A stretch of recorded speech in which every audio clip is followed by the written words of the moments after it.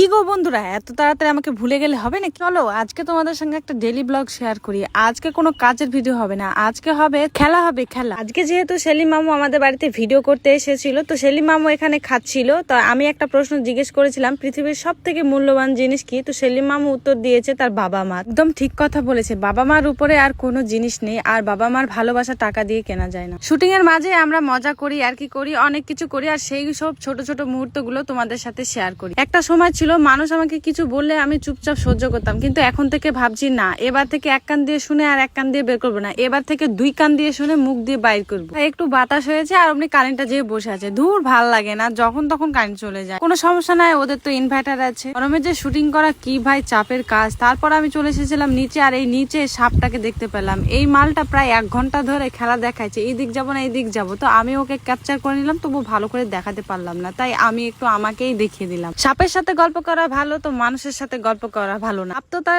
নিজের জায়গা মতো বেরিয়ে বেড়াচ্ছে, আর মানুষ তো বসে থাকে সুযোগের অপেক্ষায়, কখন কারে সুযোগে পাব। আমি বসেছিলাম একটু খেতে, আর ঠিক আমার কানে আসছে যে অধীর রঞ্জন চৌধুরী আসছে, তাই এই মানুষটার প্রতি আমার একটা আলাদা ভালোবাসা রয়ে গেছে। তাই আজকে আমি এই মানুষটাকে দেখে খুবই খুশি, আমার মুডটা সেই লেভেলের হয়ে গেল। এই মানুষটাকে আমি অনেক ভালোবাসি, সম্মান করি। এই মানুষটাকে একসময় বলা হতো রয়্যাল বেঙ্গল টাইগার। এত ভিড় ছিল এই মানুষটাকে দেখার জন্য, আমাদের পাড়ার প্রত্যেকটা মানুষ বেরিয়ে পড়েছিল। তো আজকের ভিডিওটা এখানে শেষ করছি। সেলিম মামু কি বলে একটু শোনো।